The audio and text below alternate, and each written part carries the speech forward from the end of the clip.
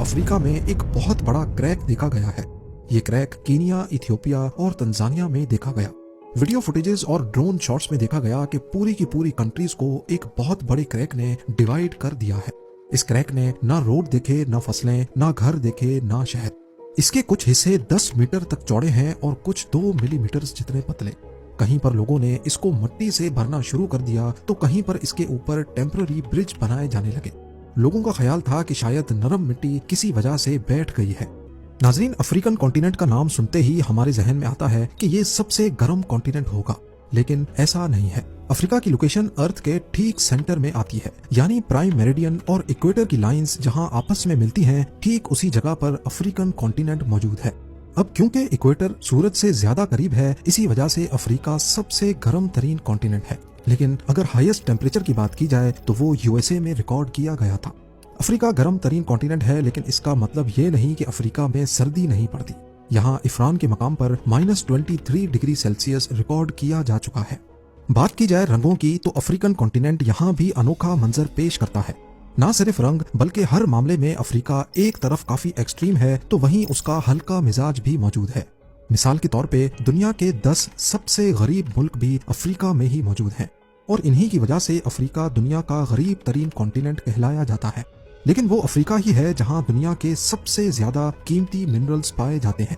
वही अफ्रीका जो दुनिया का गरीब तरीन कॉन्टिनेंट है, यहाँ पर गबोन के कैपिटल लिब्रेविल को ईयर 2000 में दुनिया का सबसे महंगा तरीन शहर डिक्लेयर किया गया था। पेरिस, न्यूयॉर्क और सिंगापुर से भी महंगा। ये सब सुनने के बाद काफी अजीब सा लगता है, लेकिन अफ्रीका में सोमालिया का कैपिटल मोगाडिशु दुनिया का सबसे खतरनाक शहर माना जाता है। अफ्रीका की टोटल पॉपुलेशन 1.5 अरब है, लेकिन बदकिस्मती से यहाँ की 40% आबादी इलिटरेट है, यानी ना उनको पढ़ना आता है ना ही लिखना। पर दूसरी साइड पे दुनिया की सबसे पुरानी यूनिवर्सिटी भी वेस्ट अफ्रीका में ही पाई जाती है।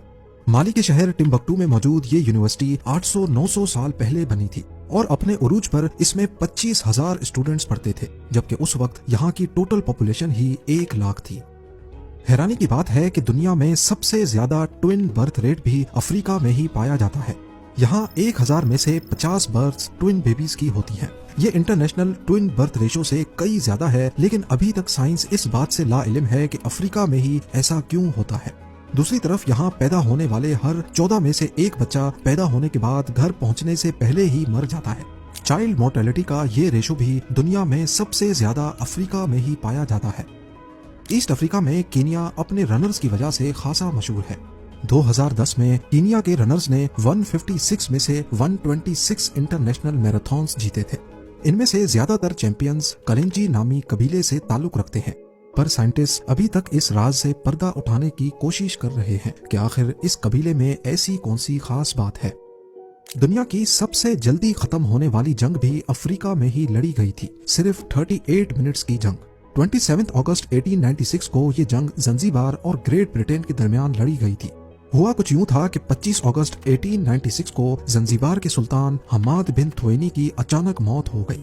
इनको इनके ही कजन खालिद बिन बरगश ने जहर देकर मारा और जंजीबार का नया सुल्तान बनकर बैठ गया। इस नए सुल्तान को जर्मनी की सपोर्ट हासिल थी, जबकि ब्रिटिशर्स चाहते थे कि उनकी पसंद का नया सुल्तान बने। लिहाजा ब्रिटिश मिलिट्री ने नए सुल्तान को अल्टीमेटम दिया कि वो जंजीबार के तख्त को सुबह 9 बजे तक खाली कर दे। खालिद बिन बरगश ने ग्रेट ब्रिटेन का हुक्म मानने से इनकार किया और अपने 2800 फौजी आइलैंड पर अपने महल के बाहर खड़े कर दिए। सुबह 9 बजे जब अल्टीमेटम खत्म हुआ तो ब्रिटिश रॉयल नेवी की शिप्स ने आओ देखा नताओ सुल्तान के महल पे गोलों की बारिश कर दी और 9:37 मिनट्स पे महल का झंडा उखाड़ दिया। 38 मिनटों तक चलने वाली इस जंग में जहां सुल्तान के 2800 में से 500 फौजी मारे गए, वहीं ब्रिटिश नेवी का सिर्फ एक सेलर जख्मी हुआ था। अफ्रीका की बात हो और इजिप्ट के पिरामिड्स की ना हो, ऐसा कैसे मुमकिन है? लेकिन क्या आपको मालूम है कि इजिप्ट से 2 गुना ज्यादा पिरामिड्स सूडान में मौजूद हैं और ये भी एक अफ्रीकन कंट्री ही है। एस्टिमेट्स के मुताबिक सूडान में 250 से ज्यादा पिरामिड्स हैं, जबकि इनकी साइज काफी छोटी है। इसी वजह से ये टूरिस्ट के बीच ज्यादा फेमस नहीं। इतना सब कुछ अफ्रीका में हो रहा है तो जाहिर है ये काफी बड़ा भी होगा, पर ये क्या वर्ल्ड मैप पे ये इतना छोटा क्यों दिख रहा है? इस वर्ल्ड मैप पे अफ्रीकन कॉन्टिनेंट को देखें और फिर यूएसए के इस कॉन्टिनेंट को देखें। देखने में अफ्रीकन कॉन्टिनेंट अमेरिकन कॉन्टिनेंट से काफी छोटा लग रहा है, लेकिन हकीकत में अफ्रीका जितना मैप्स पे दिखता है उससे कहीं ज्यादा बड़ा है। नंबर्स की तरफ देखा जाए तो अफ्रीका लगभग 3 करोड़ स्क्वायर किलोमीटर बड़ा है। अगर मैप पे दिखने वाला अफ्रीका इतना बड़ा है तो यकीनन अमेरिकन कॉन्टिनेंट 4 या 5 करोड़ स्क्वायर किलोमीटर बड़ा होगा। पर असल में अमेरिका का एरिया सिर्फ 90 लाख स्क्वायर किलोमीटर है। जी हाँ, अफ्रीका से भी 3 टाइम्स छोटा। असल में जो वर्ल्ड मैप हम इस्तेमाल करते हैं ये हमारे अर्थ का एक आसान वर्जन है, ना कि असल वर्जन। दुनिया का सही मैप मौजूद ही नहीं है और ना ही इसको परफेक्टली बनाया जा सकता है, क्योंकि हमारी दुनिया गोल है और फ्लैट मैप पे कॉन्टिनेंट्स और इनकी साइज को सही से बयान करना पॉसिबल नहीं है। इसकी एग्जांपल एक टेनिस बॉल की है जिस पर टेप चढ़ी हो। अगर हम उसकी टेप उतारकर उसको फ्लैट सरफेस पे रखने की कोशिश करें तो कहीं ना कहीं से वो उठी ही रहेगी। अगर उसको बिल्कुल फ्लैट करना हो तो हम इसको स्ट्रेच करेंगे जिससे वो बिल्कुल सीधी तो हो जाएगी, लेकिन अब उसका एरिया बदल जाएगा।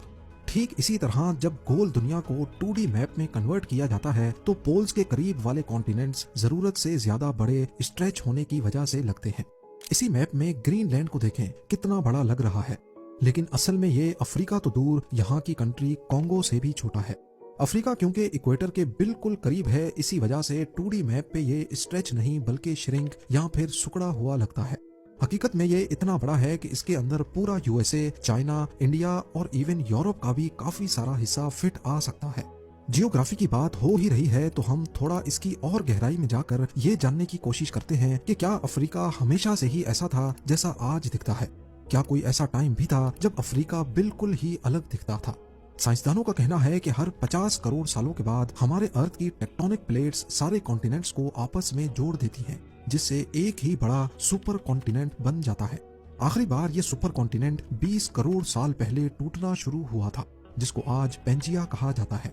इस एनिमेशन में आप देख सकते हैं कि कैसे एक ही सुपर कॉन्टिनेंट टूटकर अलग अलग छोटे कॉन्टिनेंट्स में बंट गया। साइंसदानों का दावा आज प्रूव भी होता है, क्योंकि ईस्टर्न साउथ अमेरिका की शेप वेस्टर्न अफ्रीका के साथ एक पजल पीस की तरह मैच करती है। पेंजिया की इस थ्योरी को मजीद साबित करने के लिए साउथ अमेरिका और अफ्रीका में मीजोसोरस के फॉसिल्स मिले हैं, जिससे ये जाहिर होता है कि ये दोनों कॉन्टिनेंट्स जो आज समंदर पार हैं, ये असल में कभी एक ही हुआ करते थे। और साउथ अमेरिका में अमेज़न रेन फॉरेस्ट में पाई जाने वाली काफी स्पीशीज ऐसी हैं जो वेस्ट अफ्रीका के इन जंगलात में भी पाई जाती हैं। गूगल अर्थ पर भी आप अफ्रीका के इस हिस्से को ऐसा ही हरा भरा देख पाएंगे जैसा कि साउथ अमेरिका है। पर क्या अफ्रीकन कॉन्टिनेंट हमेशा ही ऐसा रहेगा? कॉन्टिनेंट्स के जुदा होने का ये प्रोसेस करोड़ों सालों से चलता आ रहा है और अभी तक चल रहा है। 2018 में खबरें गर्दिश करने लगी कि अफ्रीका में एक बहुत बड़ा क्रैक देखा गया है। ये क्रैक कीनिया, इथियोपिया और तंजानिया में देखा गया। वीडियो फुटेजेस और ड्रोन शॉट्स में देखा गया कि पूरी की पूरी कंट्रीज को एक बहुत बड़े क्रैक ने डिवाइड कर दिया है। इस क्रैक ने ना रोड देखे, ना फसलें, ना घर देखे, ना शहर। इसके कुछ हिस्से 10 मीटर तक चौड़े हैं और कुछ 2 मिलीमीटर जितने पतले। कहीं पर लोगों ने इसको मिट्टी से भरना शुरू कर दिया तो कहीं पर इसके ऊपर टेम्पररी ब्रिज बनाए जाने लगे। लोगों का ख्याल था कि शायद नरम मिट्टी किसी वजह से बैठ गई है, पर असल में साइंटिस्ट का कहना है कि अफ्रीकन कॉन्टिनेंट 2 हिस्सों में बट रहा है। पहले ऐसा समझा जाता था कि अफ्रीका एक ही टेक्टोनिक प्लेट के ऊपर खड़ा है, लेकिन 1970 में कुछ ऐसे सबूत मिले जिससे ये पता चला कि अफ्रीकन प्लेट टूट रही है। जियोलॉजिस्ट्स को पहले से इसकी खबर थी, लेकिन उनको ये मालूम नहीं था कि ये इतना जल्दी हो जाएगा। तो अब सवाल उठता है कि क्या अफ्रीका वाकई में 2 हिस्सों में तकसीम हो रहा है, जैसा कि करोड़ों साल पहले साउथ अमेरिका इससे अलग हुआ था? इसका जवाब अभी तक किसी के पास नहीं है। इसमें कोई शक नहीं कि ईस्ट अफ्रीका की टेक्टोनिक प्लेट का बहुत बड़ा हिस्सा टूट चुका है, रेड सी से लेकर मोजाम्बिक तक, और ये हर साल करीब 6 मिलीमीटर तक अफ्रीकन कॉन्टिनेंट से दूर हो रहा है। ये भी हो सकता है कि ये पूरा हिस्सा अलग होकर एक आइलैंड बन जाए, या फिर इसके बीच रेड सी की तरह कोई नया ओशन नमूदार हो जाए, या फिर ये प्रोसेस यहीं पर ही रुक जाए। साइंटिस्ट का ख्याल है कि जो कुछ भी होगा इसको करीब 5 करोड़ साल लग जाएंगे। आगे चलकर जो भी हो, पर आज हम इस प्रोसेस के यानी कॉन्टिनेंटल रिफ्ट को देख सकते हैं और इसके आई विटनेस भी हैं। ये हमारे लिए एक याद दहानी भी हो सकती है उन तबाहकुन ताकतों की जो जमीन के नीचे छुपकर अपना काम कर रही हैं।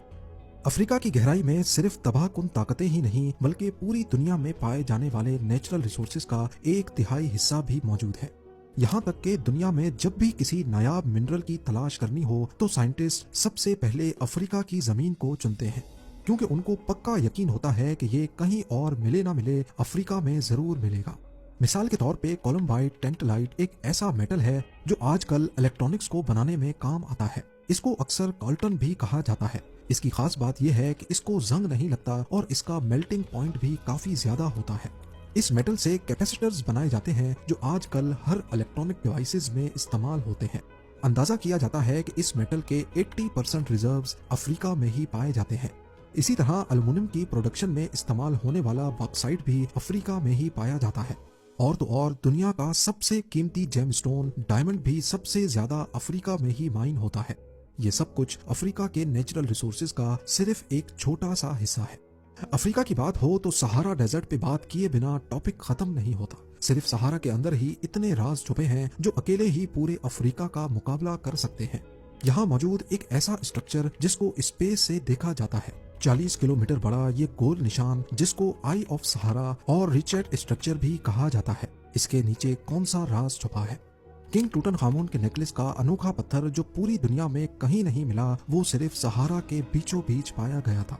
सहारा से पहले यहाँ क्या होता था और कैसे ये इतने बड़े रेत के समंदर में बदल गया, वो भी सिर्फ अफ्रीका के नॉर्थ में, जबकि बाकी पूरा अफ्रीका हरा भरा और ट्रॉपिकल है। इन सब खसूसियात के साथ साथ वो सहारा ही है जिसकी वजह से हजारों किलोमीटर दूर अमेज़न रेन फॉरेस्ट हरा भरा और जिंदगी से भरपूर है। लेकिन आखिर कैसे? ये सब और बहुत कुछ आप जान सकेंगे सीक्रेट्स ऑफ अफ्रीका के नेक्स्ट एपिसोड में। उम्मीद है जेम टीवी की ये वीडियो भी आप लोग भरपूर लाइक और शेयर करेंगे। आप